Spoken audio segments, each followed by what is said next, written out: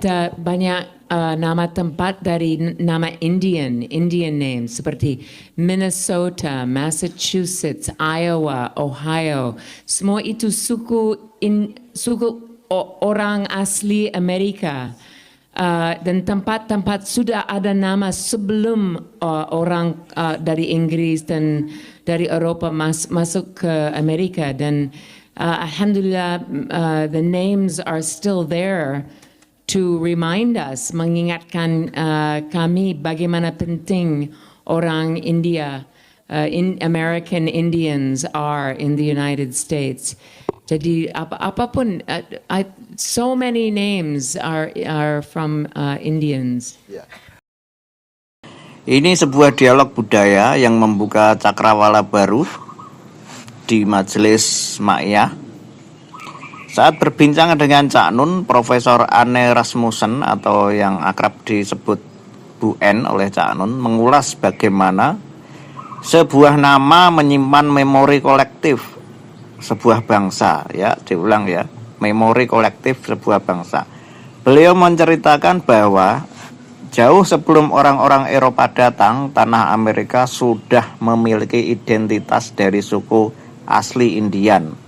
Nama-nama seperti Ohio atau bahasa yang sering disebutkan oleh Profesor Rasmussen bertahan hingga hari ini menjadi pengingat abadi akan akar sejarah yang tidak boleh dilupakan. Nah, ini peringatan keras untuk para warga-warga pribumi Indonesia, jangan melupakan adat istiadat dan merupakan akar dari sejarah berdirinya suatu bangsa.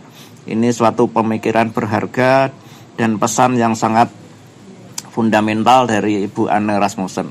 Silahkan disimak selengkapnya dialog Cak Nun dan Profesor Anne Rasmussen dari Amerika.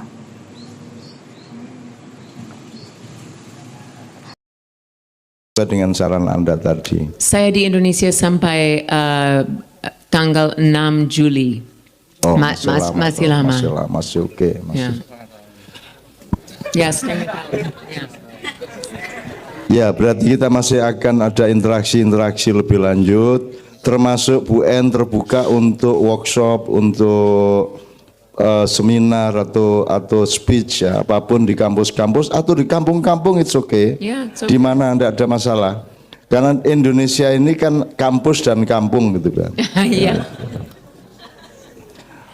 Orang kampungnya ke kampus-kampusan, orang kampusnya ke kampung-kampungan kan begitu. Terima kasih untuk pertanyaannya. Bahwa orang Indonesia sendiri tidak meneliti kekayaan-kekayaannya, itu ada banyak spekulasi sebabnya. Yang pertama, karena memang kita tidak punya tradisi dokumentasi yang bagus. Itu tidak hanya di bidang musik, di bidang apa saja. Misalnya di bidang kesehatan, kedokteran, obat-obatan, kita punya khasanah luar biasa, tetapi kita tidak tertib mencatatnya, dan itu kekalahan kita dari masyarakat Barat. Sesuai dengan saran Anda tadi. Saya di Indonesia sampai tanggal 6 Juli. Oh, masih lama. Masih oke. Yes. Ya, berarti kita masih akan ada interaksi lebih lanjut, termasuk Bu N terbuka untuk workshop, untuk seminar atau speech ya, apapun di kampus-kampus atau di kampung-kampung, it's okay. Yeah, di mana tidak ada masalah. Karena Indonesia ini kan kampus dan kampung gitu kan. Yeah. Orang kampungnya ke kampus-kampusan, orang kampusnya ke kampung-kampungan kan begitu. Terima kasih untuk pertanyaannya. Bahwa orang Indonesia sendiri tidak meneliti kekayaan-kekayaannya, itu ada banyak spekulasi sebabnya. Yang pertama, karena memang kita tidak punya tradisi dokumentasi yang bagus. Itu tidak hanya di bidang musik, di bidang apa saja. Misalnya di bidang kesehatan, kedokteran, obat-obatan, kita punya khasanah luar biasa, tetapi kita tidak tertib mencatatnya, dan itu kekalahan kita dari masyarakat Barat. Misalnya sekarang Mas Iman Budi Santoso, Anda tahu yang pimpinan Sabana, sedang meneliti nama-nama desa Bu N. Jadi bedanya di Barat, di Arab dan di Indonesia, terutama di Jawa. Di Jawa itu setiap nama desa atau nama orang itu berangkat dari ide, berangkat dari doa, berangkat dari aspirasi atau inspirasi. Jadi seseorang diberi nama dengan makna yang jelas. Nah, dia meneliti nama desa-desa. Dan nama desa itu ternyata kebanyakan diambil dari pohon, Bu. Dari pohon. Dari nama pohon. Dan yang terbanyak itu adalah yang biasanya 2 kata atau sampai 3 kata. Misalnya di Kebumen itu ada Dudukulon, ada desa Dudukulon, ada desa Duduwetan. Ada itu. Itu bukunya kalau sudah terbit saya kira sangat bagus untuk kita ketahui bersama. Yang paling banyak dipakai itu adalah jati.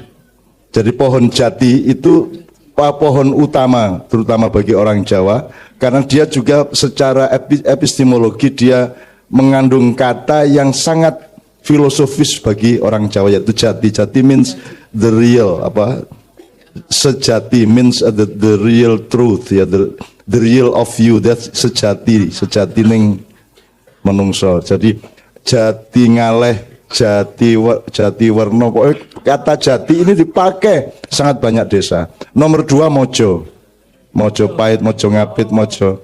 Nomor 3 Tanjung Priok, Tanjung. Jadi dan semua itu pohon. Mojo juga pohon. Mojo juga pohon. Jadi ada buah maja, ya. Ini menarik kalau di negara kita banyak nama tempat dari nama Indian names seperti Minnesota, Massachusetts, Iowa, Ohio. Semua itu suku orang asli Amerika.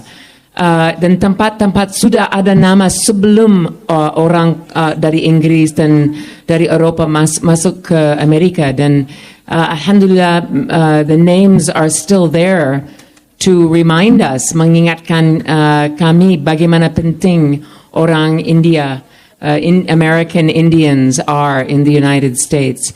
Jadi apapun, so many names are from Indians. Ya. Khusus untuk teman-teman Ma'iyah, ini saya kira penting karena lambat atau cepat kita akan berurusan dan bersentuhan dengan hal-hal yang mendasar dalam hidup kita. Kelemahan Indonesia adalah tidak mendasar apapun saja, makanya anti fundamentalisme karena hidupnya tidak fundamental. Kan begitu kan? Fundamentalisme sangat penting. Tetapi istilah fundamentalisme untuk menunjuk orang-orang yang disebut fundamental itu barangkali masalah. Tetapi bahwa hidup harus pakai fundamen itu pasti kan begitu.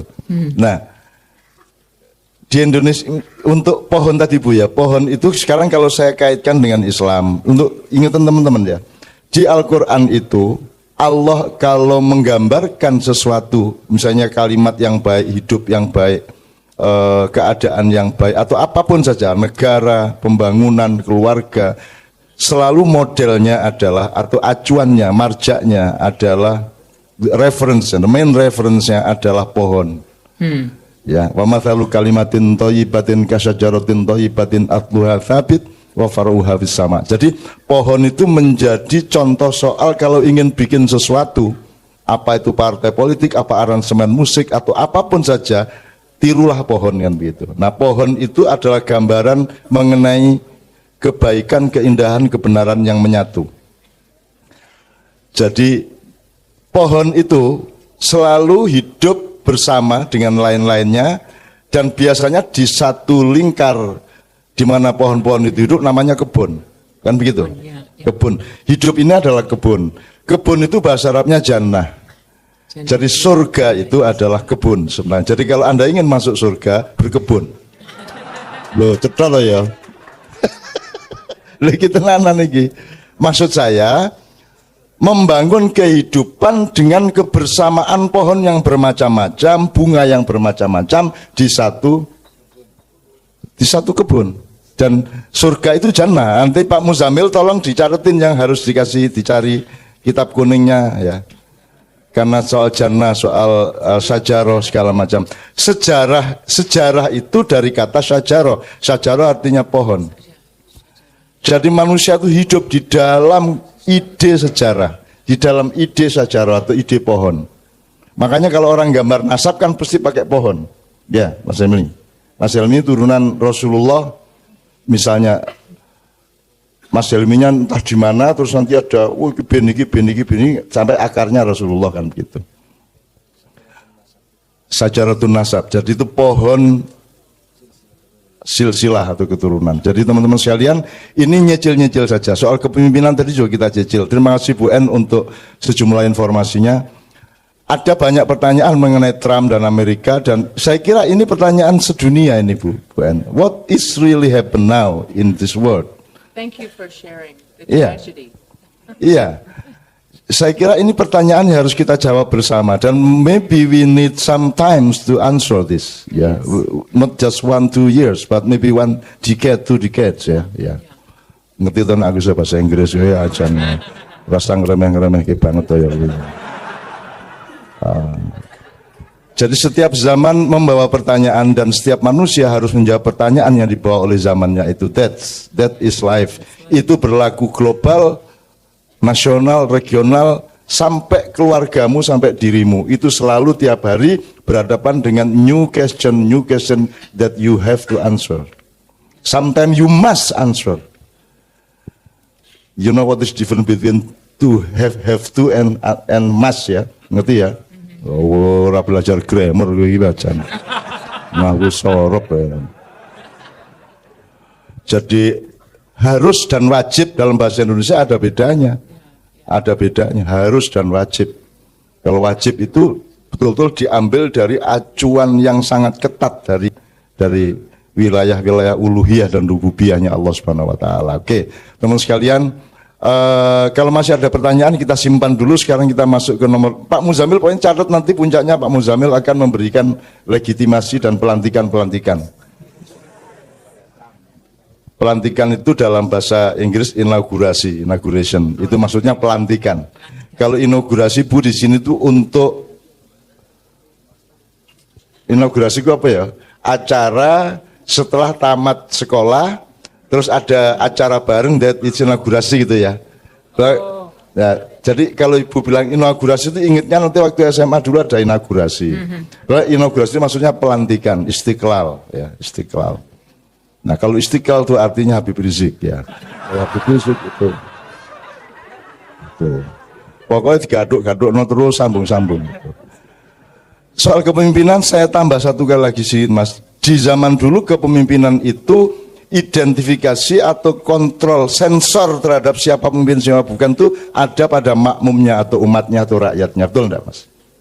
Oh, iki bocah iki wong iki pinter, didatangi. Ada kiai, ada ahli silat, ada ahli karawitan dan seterusnya gitu ya. Jadi tetapi di zaman dulu pemimpin itu biasanya all round. Jadi ada satu orang di masyarakat yang harus menjawab hampir semua pertanyaan masyarakat. Orang sakit ke dia, orang butuh duit ke dia, orang mau belajar agama ke dia, mau belajar silat ke dia, mau belajar karawitan ke dia. Dulu ada tokoh-tokoh yang seperti itu. Kemudian kita masuk ke alam modern dengan kemerdekaan 45. Semua ketokohan model tradisional itu kemudian kita pecah menjadi modern division of labor. Jadi ada pembagian tugas dalam hidup. Jadi kemudian ada trias politika, ya, kemudian ada kabinet yang dengan kementerian atau departemen-departemen. Jadi kalau urusan kesehatan jangan kantor polisi, karena di sana malah terbalik. Nek kue salah kan malah ningkono malah berskokono rumah sakit yang begitu. Jadi ada pembagian tugas. Nah, pembagian tugas ini sedang mengalami kegagalan di Indonesia. Ya, jadi kepemimpinan modern ini sedang mengalami kegagalan Bu En, sehingga sekarang kita saling tidak percaya. Dan kalau rakyat memilih seseorang itu pertimbangannya sangat sekilas dan sangat tidak fundamental, sangat tidak mendasar. Nah, sehingga sekarang ada kecenderungan anak-anak muda generasi yang terbaru ini untuk mencari pemimpin model yang dulu. They look for someone who can answer anything they ask. Jadi pokoknya ada orang yang ya disuruh menyembuhkan penyakit, ya disuruh ngasih ilmu, ya disuruh melatih ini, disuruh kasih wirid untuk ngelihat jin. disuruh mengusap perut istrinya yang tidak hamil-hamil, ya. Jadi dia disuruh apa saja. Artinya kita sedang terancam dalam tanda petik untuk kembali kepada fenomena kepemimpinan tradisional. Kalau yang modern ini tidak segera berbenah diri untuk menunjukkan tanggung jawabnya kepada rakyat. Nah sekarang kan kita kan seperti Trump tadi loh, dia tidak ekspor dia. You are not coming from this line to be in that position. You don't have the line, you don't have the process of that, kan gitu. Dia presiden mendadak gitu kan. Di sini ada NU mendadak, ada Ustadz mendadak, ada kan gitu. Mendadak means suddenly ya. Jadi ada Trump is the suddenly presiden kan gitu. Nah teman sekalian di Ma'iyah Anda tetap harus berpikir modern juga, harus berpikir division of labor. Anda tidak boleh menggantungkan semuanya kepada saya, gampangannya gitu. Tidak semuanya harus saya tangani, tidak semua saya bisa menjawab. Saya tidak bisa menjawab apa-apa. Saya hanya menjawab apa yang bisa saya jawab. Tapi saya tidak mungkin menjawab semua hal. Jadi saya mohon ini menjadi kunci bagi Retma untuk juga melakukan sosialisasi kepada jamaah Ma'iyah. Jangan semua hal dipikirnya saya mampu menjawab gitu loh. Makanya saya tekankan al-insyirah terakhir agar supaya Anda berada pada kunci yang terakhir tadi, yaitu wa idza faraghta fansab wa ila rabbika farghab. Meskipun Anda minta tolong saya, tapi hatinya berharapnya kepada Allah, tidak kepada saya. Ini kunci, ini benar-benar. Anda nidurin istri Anda, jangan berharap kepada istri Anda akan bisa hamil. Anda berharap kepada Allah agar membuat istrimu hamil, kan begitu? Kan begitu hidup itu. Nah Anda keliru kalau mengallahkan saya, Anda keliru kalau mengkultuskan saya, karena saya tidak punya kemampuan dan saya akan jatuh kalau harus menyangga begitu banyak hal. Nah ini salah satu tambahan aja untuk pertanyaan kenapa orang Indonesia sendiri tidak mendokumentasi atau tidak meneliti. Itu jawaban pertama, karena kita memang tidak punya tradisi secara kebudayaan dan peradaban. Maka kita sekarang harus memaju. Makanya Ma'iyah sangat dipacu untuk dokumentasi. Makanya ada istilah udan terus. Pokoknya kita kasih terus. Entah video, entah audio, entah meme, entah kalimat. Pokoknya kita kasih terus. Ya, itu ya. Terus nomor 2, ada alasan alamiah Bu En. Why? Kenapa kok orang Indonesia sendiri koriknya sangat banyak. Terutama di Mojokerto. Mojokerto itu kota kabupaten di Jawa Timur yang I think you should come there. Mojokerto is to me that is the center of Qori.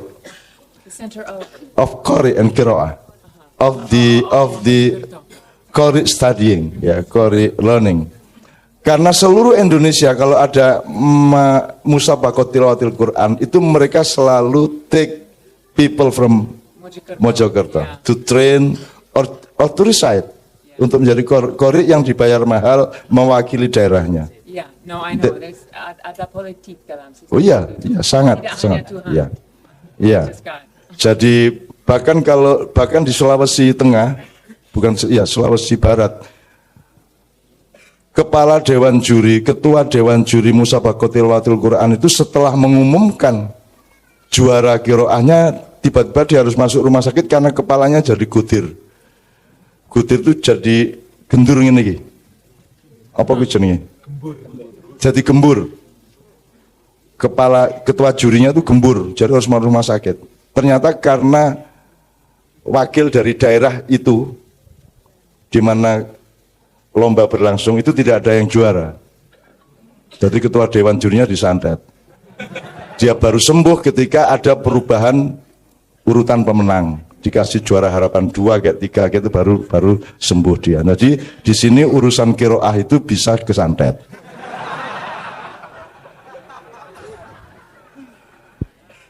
Sebagaimana tertulis di truk-truk di belakang itu, cinta ditolak, dukun bertindak. Kan gitu kan?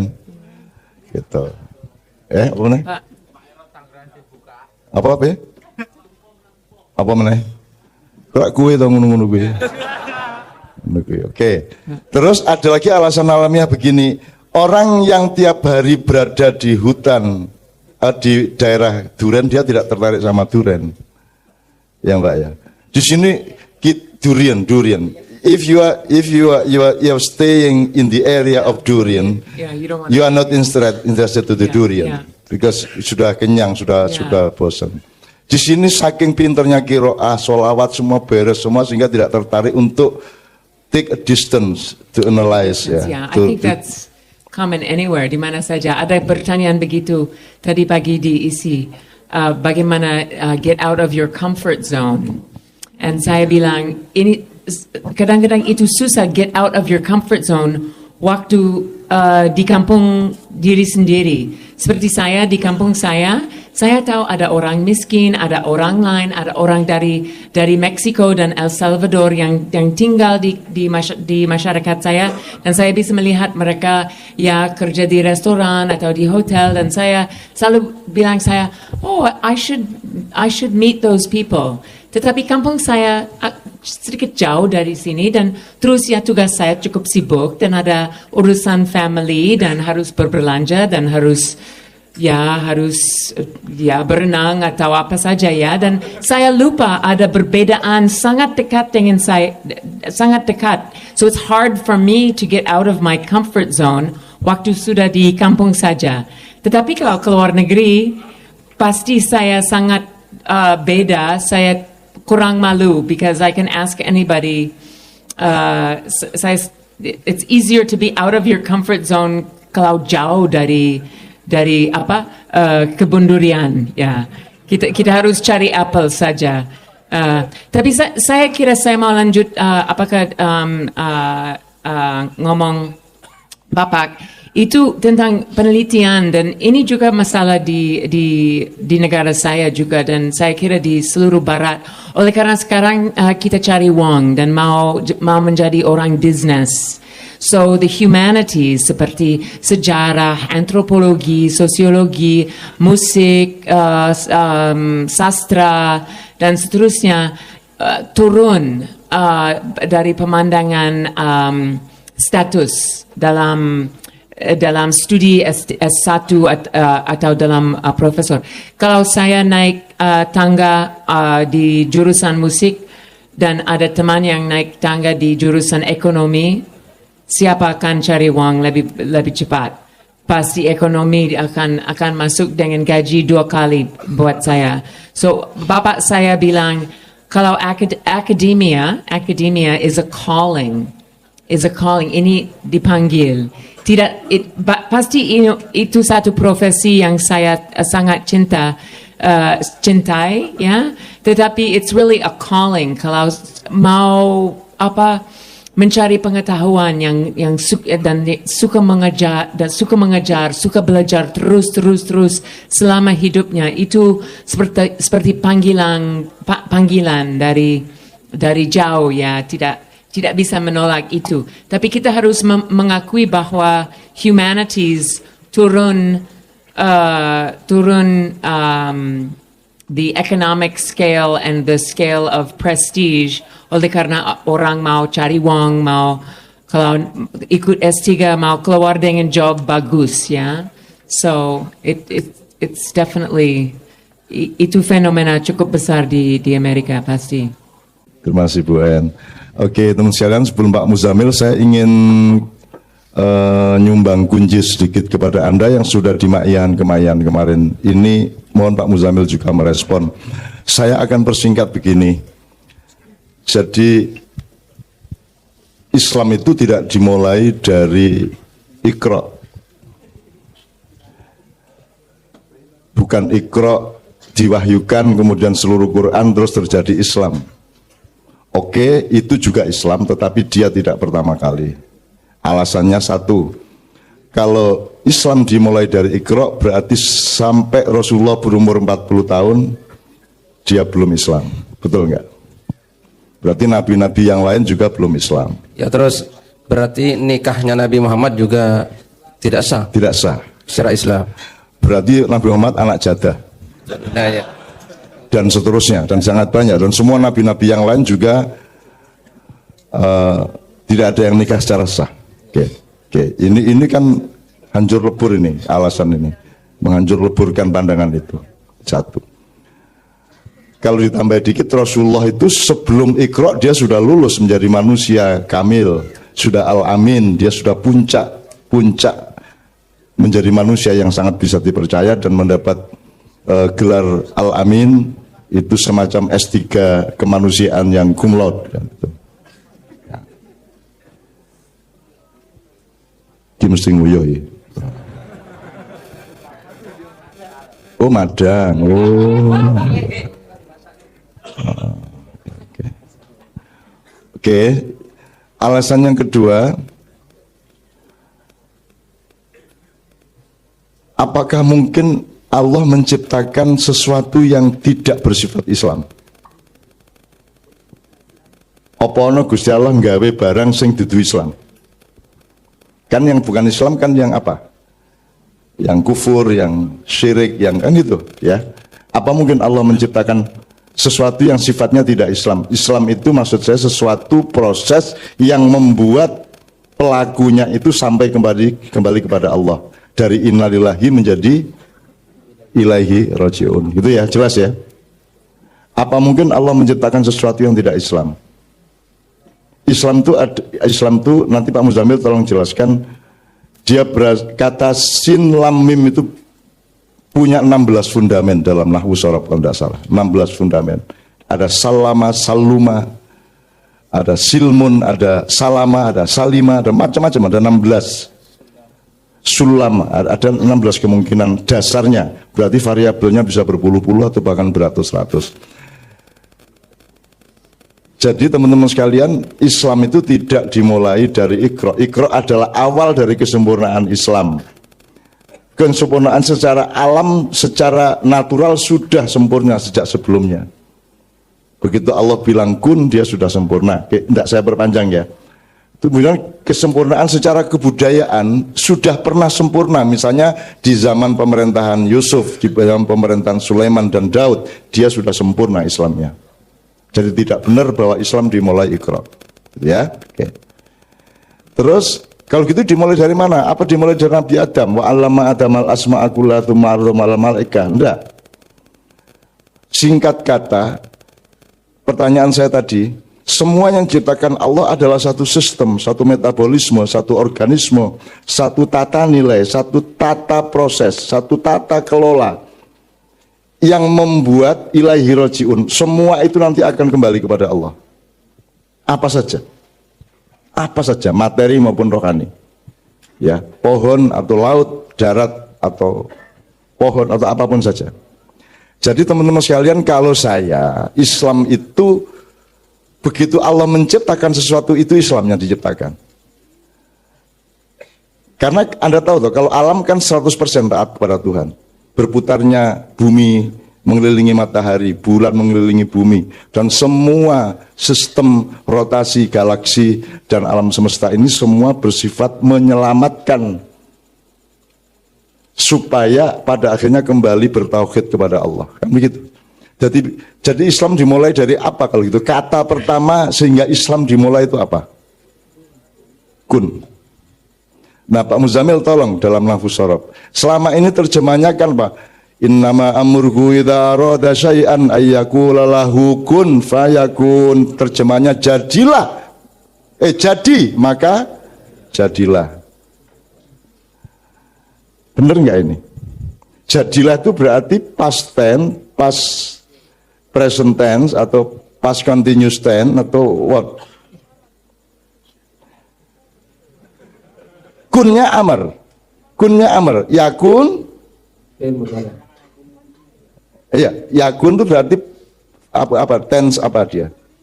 Continuous tense. Present continuous tense. Saya ini hanya ingin menunjukkan bahwa Muzamil juga bisa bahasa Inggris. Oh, I can speak English. Oke, ya nanti tolong dijelaskan. Jadi teman-teman sekalian, bukan menurut saya, kalau rasa bahasa Indonesia saya bukan jadi maka jadilah. Kalau jadilah wis dadi toh. Tak liwet mateng kan gitu. Ya dah. Ya toh? Tak ulek pedes kan begitu. Jadi bukan jadilah. Jadi maka berlangsunglah. Jadi berlangsunglah Islam. Seluruh tata kosmos, pohon-pohonan, semua alam semesta, semua makhluk-makhluk Tuhan itu semua melakukan Islam. Jadi Islam itu bukan benda, Islam itu adalah perilaku, Islam itu program, Islam itu aplikasi. Gitu loh. Kalau alam ini sudah pasti beres, selamat di depan Allah. Nah, manusia diberi jarak oleh Allah untuk berinisiatif proaktif menyelamatkan dirinya di depan Allah. Islam adalah Anda selamat di depan Tuhan, kan begitu. Makanya negara bukan baldatun thayyibatun tok, tapi harus warabun ghafur. Kalau baldatun thayyibun gemah ripah jinawi tidak cukup, harus diampuni oleh Allah semua prosesnya. Maka disebut warabun ghafur. Kalau alam sudah jelas selamat di depan Allah. Jadi tidak ada kok wit jati mlebu neraka ora ono. Ana asu mlebu neraka ora ono. Ya toh? Kejaba kowe. Gitu.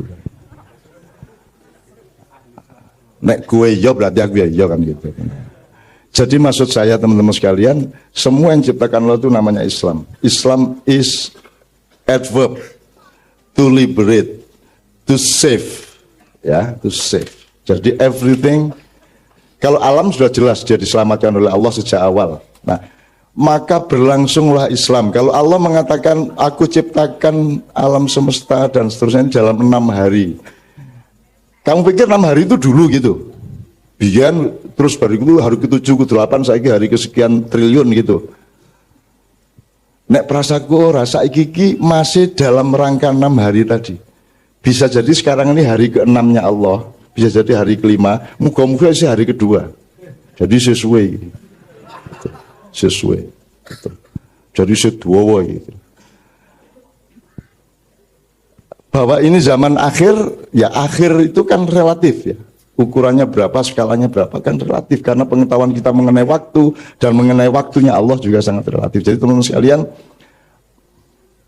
ini saya ingatkan supaya kita yuk, penting Quran hadis penting, tetapi jangan terus disimpulkan bahwa Islam itu ada setelah ada Quran dan hadis. Berarti Rasulullah tidak termasuk, kan gitu. Nabi-nabi yang lain juga tidak termasuk. Jadi yakun itu artinya berlangsung. Jadi maka berlangsunglah, maka menjadilah, bukan jadilah tapi menjadilah, berproses untuk menjadi terus menerus. Nah sekarang tinggal Anda bilang kepada dirimu kun, maka engkau melangsungkan Islam. Kun, Anda melangsungkan Islam.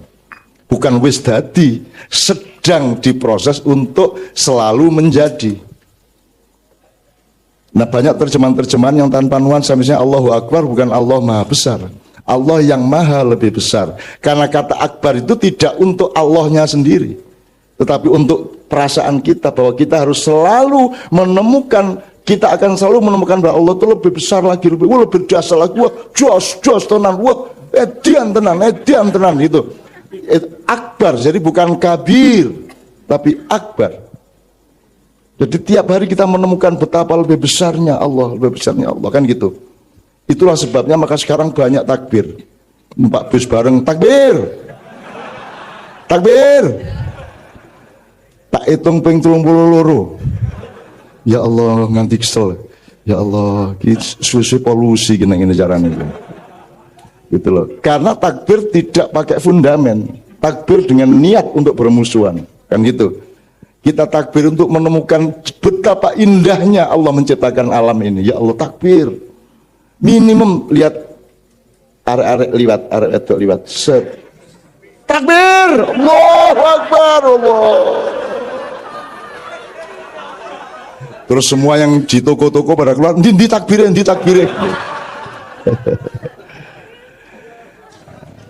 Gitu kan, everything happen for reason ya, for reason. Jadi if you say Allahu Akbar, what is the reason actually? What is the basic of that? What is the source of that kan gitu? Apa basicnya apa? What is the reason to say Allahu Akbar kan gitu? Nah malam ini kita mencoba menemukan ya Allah. Jadi begitu Allah bilang kun, berlangsunglah Islam. Kalau Anda mengatakan bagaimana tuh Amerika katanya negara kafir kok hukumnya bagus, ya sistemnya bagus misalnya, ya karena Anda cara berpikirnya masih pra penciptaan Allah, masih prakun gitu. Jadi sekarang ada istilah prakun gitu.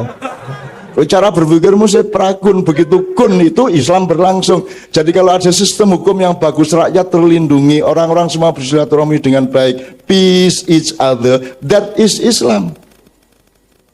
Artinya save is each other, that is Islam. Dan bedanya adat administrasi apa tidak kan gitu. Bedanya orang baca syahadat atau tidak. Jadi kita bergerak antara syahadat resmi dengan berlangsungnya Islam secara moral, secara cinta, secara ilmu, kan gitu.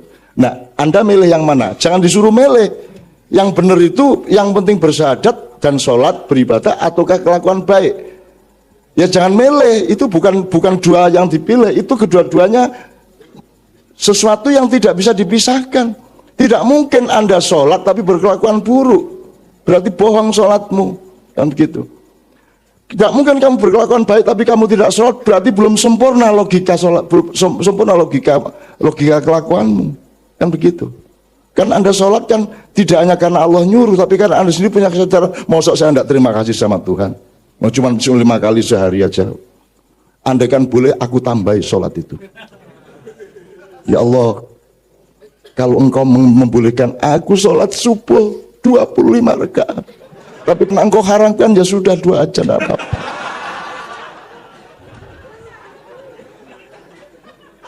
Kalau boleh saya mau tambahi, tapi karena bolehnya cuma 2 ya sudah 2, kan gitu. Nih, gitu. Supaya Allah menilai, wis tak anggap sholatmu pahalanya 25 lu karemu toh. Jadi mengakal-akalan nang Gusti Allah. Iki PKB ini untuk memilih Ahok apa Anies istikharah. Wah. Apa Anies istikharah iki? Arek-arek iku kate nyilit apa kate nabok nyilit tangan. Dadi engko nek kira-kira nang Ahok, misalnya PKB di DKI milih Ahok putaran kedua, yang salah Allah kan gitu kan. Lu istikharah kok ini kan gitu kan. Nah, selamat Gusti Allah, sabar banget. Kalau saya diberi hak 1 hari aja untuk melakukan apa yang boleh dilakukan Allah, santai no kabeh. Nun, hari ini Nun mulai pagi sampai pagi besok pagi saya beri peluang, saya beri pelimpahan untuk kun, terserah kamu. Wah, tak entekno kabeh. Tak batuk ilate kabeh, ayo. Gak iso ngomong to, ini nek tak batuk ilatmu ra iso ngomong to kowe. Gitu. Nek tak batuk kuwi seneng kon. Apa kuwi apa maksudnya sabuk? Asosiasimu tuh ya Allah. Ya Allah, hindarkan anak-anakku dari pikiran kotor. Gitu ya, jadi Anda tiap hari jangan berpikir prakun. Begitu kun berlangsunglah Islam. Jadi proses dirimu untuk selamat di depan Allah, that is Islam. Demikianlah pohon melakukan, demikianlah binatang melakukan, demikianlah gravitasi melakukan, demikianlah listrik melakukan. Kalau dia tidak taat kepada Tuhan, dia tidak menyala dan dia meletus. Kan begitu. That is ilaihi roji'un. Kan gitu ya. Jadi sekali lagi, benar bahwa Iqra itu sangat penting, benar Quran itu utama, tetapi jangan lantas terus lebay seolah-olah Islam belum ada sebelum Iqra gitu loh. Karena ada kecenderungan kesempitan Bu En di Indonesia ini, kalau orang sudah seneng satu hal, itu lainnya salah semua. Jadi pokoknya kalau sudah seneng kepada merah, itu selalu dengan menjelekkan hijau, menjelekkan kuning, menjelekkan yang lain gitu loh. Kalau udah seneng hijau, lainnya jelek semua kan gitu. Untuk misalnya nih, ini saya sudah omongkan di KC ini. Apa sih bakat itu? Jeng. Bakat itu tidak dikasih. Bakat itu diraih. Jeng. Bakat itu omong kosong. Gitu? Jeng.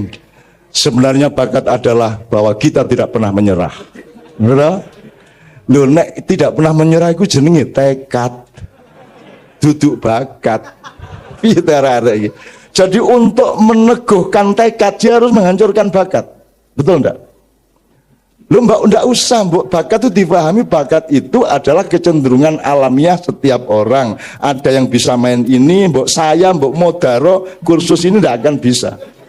Hidup 5 kali saya ndak akan bisa main ini. Itu karena bakat. Meskipun latihan, saya sudah pernah latihan biola, latihan itu ndak bisa. Ndak punya bakat sedikit pun saya. Gitu loh. Bakat itu betul-betul ada. Maka seseorang punya kecenderungan, ada yang di fisika, ada kecenderungannya di kedokteran, ada kecenderungannya di tempat-tempat lain. Ada memang. Jadi Allah memberi fadilah kepada setiap orang berbeda-beda satu sama lain, itu namanya bakat. Kalau tidak pernah menyerah itu jenenge tekad. Kalau mau bertekad aja, enggak usah jelek-jelekin bakat gitu loh. Jadi bakat yang sebenarnya adalah bahwa kita tidak pernah menyerah. Lu niku tekad, Mas. Nek bakat niku nggih gawan bayi nggih mboten? Ya toh, gawan bayi. Kayak biolanya blotong itu, coba Pak Nevi suruh biola. Nggak bisa. Pak Nevi itu bakatnya apa ya? Itu loh teman sekalian. Saya paham kenapa orang punya kecenderungan seperti itu, tapi mbok agak seimbang berpikirnya. Kalau di Ma'iyah ini kan kita belajar dan berlatih seimbang berpikir. Yo bakat yo penting, gitu loh. Kayak saya ini dagang nggak bisa sama sekali, belas dagang nggak, dagang main musik itu nggak bisa. Nek menggagas musik bisa, tapi tanganku kira iso, Mas. Raiso ngene iki lagu wis belajar ding ding ding ding ding ding ding ding ding ding ding ding ding ding ding ding ding ding. Aku wis belajar ning kuwi tok, ambek anggere nyekel kita kuwi wae. Memang enggak bakat saya. Termasuk saya enggak bakat memelihara kuda, bakat saya memelihara kambing. Itu juga bakat. Cuman kita belum riset aja. Gitu loh. Bahwa ada kecenderungan jodoh azwaj itu kan bakat, Pak. Azwaj itu artinya ada jodoh manusia dengan entah dengan lawan jenis, entah dengan sesuatu hal. Ada orang yang meludah itu jadi. Itu geni, meludah jadi. Kayak Gontor itu bikin pesantren, tadi pesantren, tadi pesantren. Terus saingannya Indomaret lah Gontor itu. Saya ini nggak bisa bikin pesantren, dia apa-apa nggak iso, nggak bisa saya, nggak. Wong saya nggak bisa mandek kok. Ya pesantren piye? Santriku kapan mengaku rono, pesetrika ngene, sret. Kapan nggak bisa? Bukan soal teknis saja, memang saya tidak mampu duduk di suatu tempat seperti itu. Jadi bakat itu ada. Jadi teman sekalian, kalau Anda Islam, misalnya ini, wes, nyun sewu ya, ini ada penistaan terhadap surat Al-Maidah. Gitu ya. Terus orang Islam merasa bahwa ini yang dilecehkan adalah Islam, gitu kan? Yang dilecehkan adalah Al-Quran.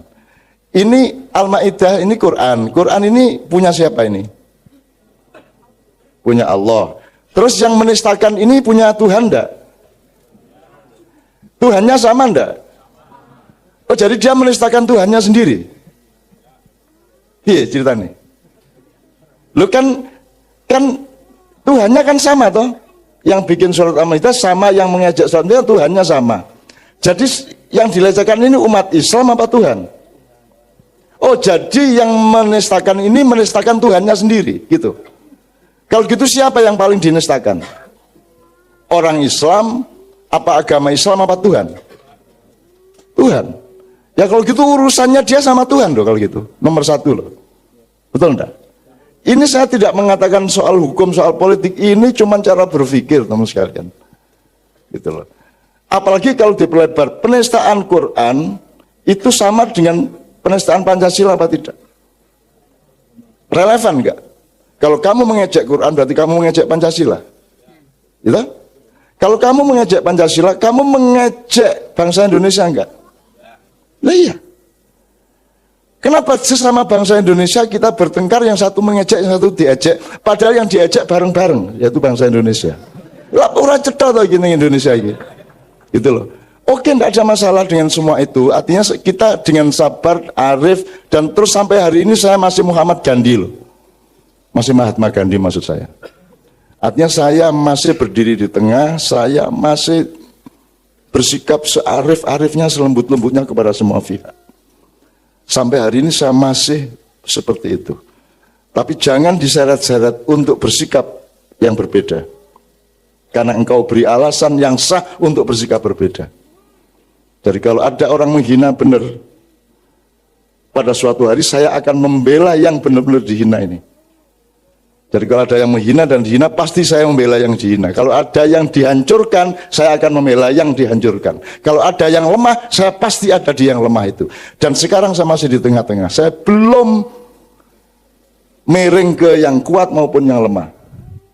Tapi kalau nanti lebih teraniaya lagi yang lemah ini, saya pasti akan tunjukkan bahwa saya di situ. Ayo wis, kita lakukan perang di malam hari. Itu.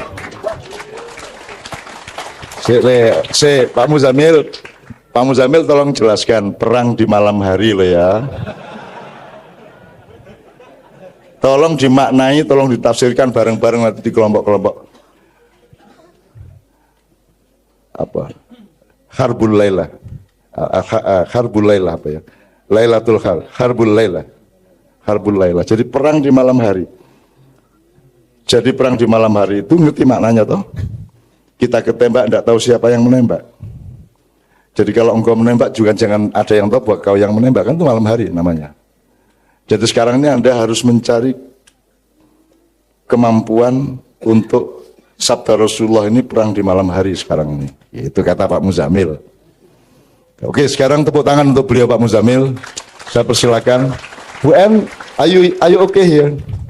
Ya, atau saya bisa istirahat di belakang sama seniman. Okay, Bu. Okay, Okay, boleh. you can stay there. Okay. Okay. Istarih, nah. Ya, istirahat. Istarih. أنا تعبانة شوية. Ya. Tastarihi walakin la tanami ya. Tanami itu artinya nandur ya. Maksudnya tanam itu nek lanang, nek tanami wedok itu artinya turu gitu. Tafadhol. Bisa lewat somewhere Bu ya. Oke. Nanti kita masih bisa lagi Bu ya. We still have another collaboration. Ya. Oke, teman sekalian, kita dengarkan Muzamil. Setelah itu Pak Mustafa. Ya, fadhol Muzamil. Assalamualaikum warahmatullahi wabarakatuh.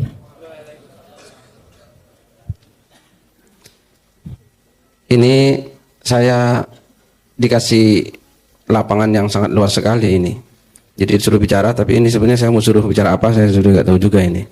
Pokoknya bicara bicara saya lanjutkan Islam tadi, gitu ya. Kalau perang malam hari maknanya banyak, gitu ya. Yang jelas malam itu kan gelap, dan itu memang pertama kali perintah kepada saya. Karena surat Al-Muzammil itu ya ayyuhal muzammil qumil laila illa qalila. Nah itu ya, wahai muzammil, bangunlah kamu di malam hari kecuali sedikit. Jadi saya itu memang diperintahkan untuk selalu gelap-gelapan, berteman dengan malam, gitu ya.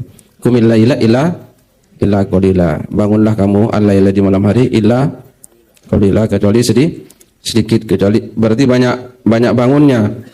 Tapi oleh Allah dikasih keringanan lagi, nisfahu,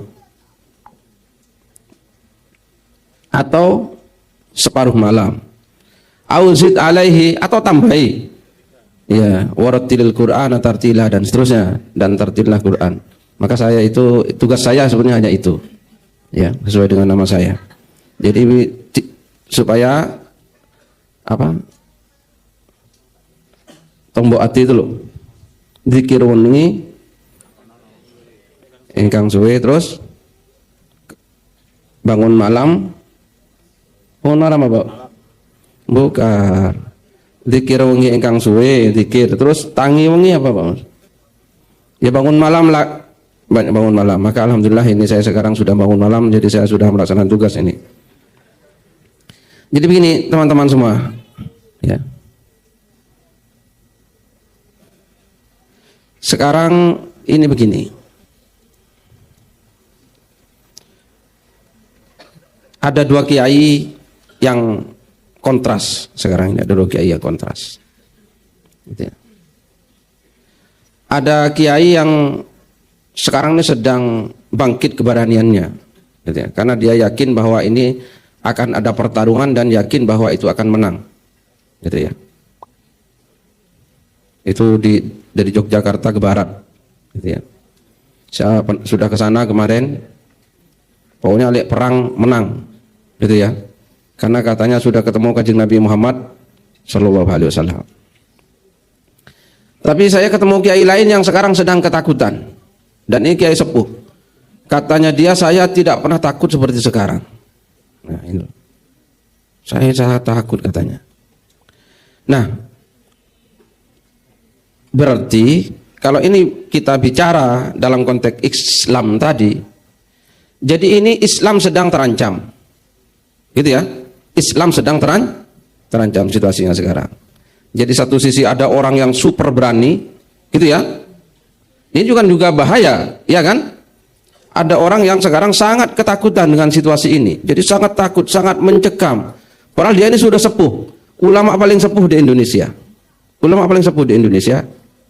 Saya ketemu, beliau merasakan, saya tidak pernah merasa ketakutan seperti sekarang, kata beliau. Sementara saya temui ulama satunya, dia sedang berani-beraninya, pokoknya perang. Bahkan saya diajak, Mas Muzamil, siap perang? Siap, tadi gitu sama saya. Iya, menang katanya.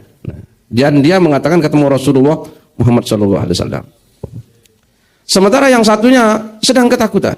Dan ini kayak sepuh, lebih sepuh lagi daripada yang satunya. Yang saya temui itu. Dia menangis zaman 65. Karena usianya sudah 80 lebih. 80 tahun lebih dia. Dan dia berkata, saya tidak pernah ketakutan seperti sekarang. Nah, maka kalau kita tarik tadi kepada apa yang disampaikan oleh beliau, berarti sekarang ini yang sedang terancam adalah Islam. Gitu ya. Kenapa? Karena Islam itu artinya apa? Keselamatan, kedamaian. Gitu ya. Nah, teman-teman semua, sampean merasa damai apa enggak? Merasa tenang apa enggak? Galau? Nah itu ya.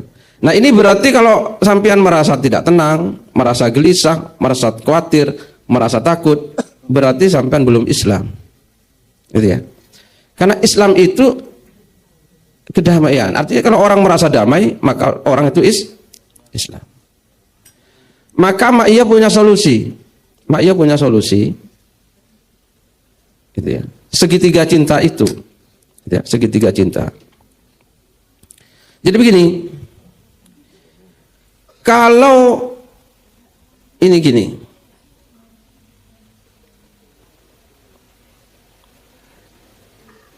Kita punya pandang bahwa hidup tadi sedia yang sampaikan, inna lillahi wa inna ilaihi raji'un, gitu ya. Kita dari Allah dan akan kembali kepada Allah. Kan sebetulnya tidak ada rasa takut itu. Masih punya rasa takut? Kan tidak mungkin, ya kan? Masih takut kalau kita sudah yakin kapanpun akan mati. Mati saiki, mati sesuk, setahun lagi sama saja. Kembali kepada Allah. Sampai takut mati kalau gitu? Hah? Berarti belum Islam. Belum Islam. Karena sudah yakin bahwa hidup ini dari Allah dan akan kembali kepada Allah. Nah, kalau kita bisa punya pola pandang, cara pandang seperti itu dalam hidup ini, maka kita akan tenang. Gitu ya. Jadi apa yang terjadi itu hanya bagian dari ujian kita dalam rangka kembali kepada Allah Subhanahu wa taala. Gitu. Dan kita sudah tenang karena hidup ini memang dari Allah dan akan kembali kepada Allah. Terus ada begini begitu itu ya, itu anggap itu sebagai sebuah ujian. Nah. Sekarang orang yang akhirnya merasa terancam, gelisah karena kiblat hatinya kepada yang lain. Gitu ya. Karena kiblat hatinya kepada jabatan, maka akhirnya hidup fluktuatif. Karena jabatan itu sesuatu yang tidak pasti, bisa didapat, bisa tidak. Gitu ya. Kalau kiblat hatinya itu kepada dunia, maka orang akan fluktuatif, akan senang susah dan ini bergejolak terus. Kenapa? Karena dunia itu bisa didapat juga bisa tidak. Nah, kalau kiblat hatinya apapun di dunia, nah sekarang orang-orang yang sebetulnya rame-rame yang terus membuat onar di mana-mana, mengeluarkan pernyataan-pernyataan yang terus membuat orang kebingungan, kesusahan, terancam, ini kan dari akibat tidak Islamnya hatinya. Nah, itu ya. Karena kiblat hatinya bukan kepada Allah tadi, bukan bagaimana kembali kepada Allah, tapi kiblat hatinya ada yang sudah kepada harta, kepada dunia, kepada popularitas, kepada jabatan. Maka ini, nah tapi kalau kita Islam itu kiblat. Nah ini mari kita semua bicarakan, ya teman-teman semua, bicarakan semua apapun di dunia dengan tetap kiblatnya hati kepada Allah. Allah di depan sampean, gitu ya. Allah di depan kita. Ya Allah, hidupku itu dari Engkau dan akan kembali kepada Engkau. Nah kalau seperti itu kita ini enteng hidup. Rabi, alhamdulillah, orang rabi rapopo. Lo kan gitu. Sing penting derek Gusti Allah. Kan itu nggih. Kula ya Allah lek pancen kersane jenengan niku rabi apik, kula tak rabi, lek boten rabi. Sing penting jenengan. Nah kan enak segitu. Nah sekarang orang ini jabatan jadi begitu besarnya, diperjuangkan dengan begitu besarnya biaya, baik biaya ekonomi, biaya sosial, biaya macam-macam, mengorbankan solidaritas, mengorbankan persaudaraan, persatuan, bahkan sampai keluar kata-kata yang membuat orang semua terancam. Itu ya. Jadi sekarang teman-teman, kalau mau bicara kafir, ya kafir. Kalau Islam kan yang mendamaikan, ya kan? Orang yang paling kafir sekarang kan Ahok. Ya apa enggak? Orang yang paling kafir di Indonesia itu Ahok. Gara-gara omongannya dia sampai ada aksi 411 yang sekian juta orang itu. Gara-gara omongan dia sampai aksi 212, sampai ada sidang pengadilan, sampai ada saling tuntut satu sama lain. Setelah Ahok dituntut ke pengadilan, apa? Balik Habib Rizik pimpinan nasional dituntut, tuntut sini, tuntut wah pokoknya semua orang. Ini kan kekafiran ini namanya. Karena keislaman itu mendamaikan, gitu ya. Jadi kalau orang itu bisa mengeluarkan ucapan yang mendamaikan, membuat orang tenang, membuat orang aman, itu Islam. Nah, maka gak usah ada pembelaan lagi. Apa Muslim tapi adil, kafir adil lebih baik daripada Muslim. Ini aduh nggak saya kata-kata seperti ini. Kafir itu ya zalim, gitu ya. Kenapa? Karena kekafiran itu ya tadi itu tidak menyelamatkan orang. Kalau Islam itu mesti menyelamatkan orang, dan itu adalah keadilan. Kan begitu. Ya. Nah ini sekarang orang-orang ini kan sedang berada dalam menuju kepada kekafiran, gitu ya. Menuju kepada kekafiran. Jadi akhirnya yang terjadi ketidaktenangan bersama, kegalauan bersama, kesedihan bersama, gitu ya. Gara-gara ini hatinya tidak berkiblat kepada Allah Subhanahu wa taala. Nah, kalau orang itu memang Islam, orang itu ya nyalon wakil kota nyalon gubernur kan sudah jelas, ya Allah, saya ini dicalonkan. Gak boleh nyalon loh, ya. Gak boleh nyalon, dalam Islam gak boleh. Dalam Islam tidak boleh mencalonkan, gitu ya. Gak boleh. Jadi kalau orang mencalonkan diri itu Pak Mos, ini sebetulnya sudah sedikit goyah dari Islam. Sedikit goyah. Karena Rasulullah SAW itu ya pernah bersabda kepada Abdurrahman bin Samurah, ya Abdurrahman latas alil imaroh, hai Abdurrahman, kamu jangan minta kekuasaan. Itu sabda Rasulullah. Ya. Jadi tidak boleh minta kekuasaan, apalagi nyalon, bikin tim sukses, terus bikin kampanye, terus bikin apa? Ini transaksi sekian miliar, nanti dengan kompensasi proyek sekian. Nah, ini sudah kekafiran semua ini. Gitu ya. Karena itu tidak gitu Islam itu. Islam itu tidak seperti itu. Gitu ya. Sabda Rasulullah, jangan kamu minta untuk diangkat jadi pemimpin. Nah, suluknya ini harus makan salak. Oh iya. Kan begitu. Harus makan salak. Salak itu apa salak? Ngerti? Salak itu luarnya apa? Berduri tapi dalamnya halus. Nah, itu suluk itu. Nah, harus jadi punokawan. Nah, punokawan itu apa? Ya, itu sampean sudah tahu. Punokawan. Puno itu fana. Tidak ada. Kawan itu teman. Jadi berteman dengan ketiadaan. Nah gitu.